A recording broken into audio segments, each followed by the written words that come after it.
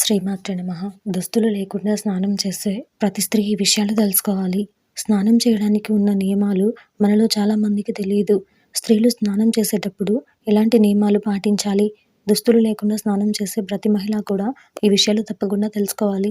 స్నానం ఎలా చేయాలి? స్నానాల్లో రకాలేంటి? స్నానాలు చేసేటప్పుడు తీసుకోవాల్సినటువంటి జాగ్రత్తలేంటి? ఏ ఏ సందర్భాల్లో తప్పకుండా స్నానం ఆచరించాలి? ఏ ఏ సమయాల్లో స్నానాలు చేయకూడదు? ఇలాంటి ముఖ్యమైన విషయాలు, నియమాలను గురించి ఈరోజు ఈ వీడియోలో చూసి వివరంగా తెలుసుకుందాం.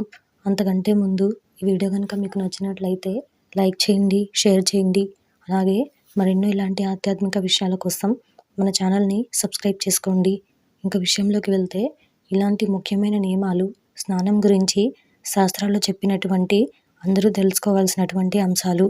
సూర్యోదయానికి ముందు, సూర్యాస్తమయానికి ముందు స్నానం చేయడానికి సమయం ఎంతో అనువైన సమయం అని చెప్తారు. ఎందుకంటే ఈ సమయంలో మన శరీరంలో పునరుజ్జీవన కార్యక్రమాలు చురుగ్గా ఉంటాయి. కాబట్టి సంప్రదాయం ప్రకారం స్నానం చేసినప్పుడు మనసుతో పాటు శరీరాన్ని కూడా పునరుజ్జీవింపజేస్తుంది. ముని స్నానం అంటే తెల్లవారుజామున 4 గంటల నుంచి 5 గంటల మధ్య స్నానం చేయడమే ముని స్నానం అంటారు. లేదా దీన్నే సాధువుల అభ్యంగన అని కూడా అంటారు. అంటే స్నానం చేయడానికి ఇది అత్యంత అనుకూలంగా ఉండే సమయాల్లో మొదటిది.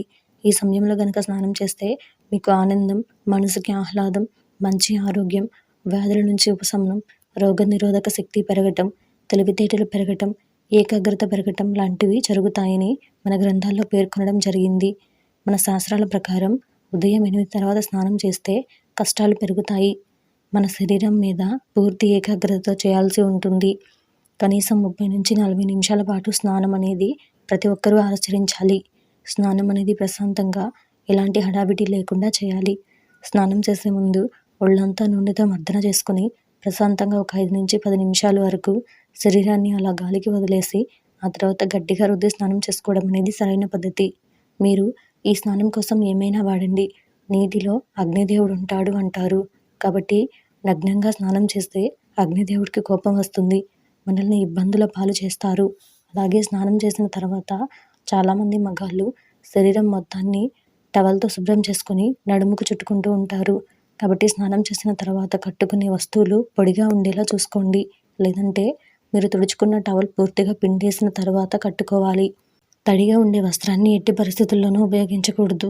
అలాగే ముఖ్యంగా ఆడవారికి స్నానం చేసే సమయంలో పాటించాల్సిన నియమాలు చెప్పడం జరిగింది. ప్రతిరోజు నూనెతో చేయాల్సినటువంటి పని అయితే ఏమీ లేదు. మంగళవారం లేదా శుక్రవారం చేసుకుంటే చాలా మంచిది అంటారు. ఒకవేళ టవల్ కట్టుకొని స్నానం చేస్తే దాన్ని కింద నుంచి తీయకుండా కేవలం పైనుంచి మాత్రమే తీయాలి. అలాగే ఏదైనా శుభకార్యాలు చేసేటప్పుడు కూడా పైనుంచి వస్త్రాలు తీస్తారు, గమనించుకోండి.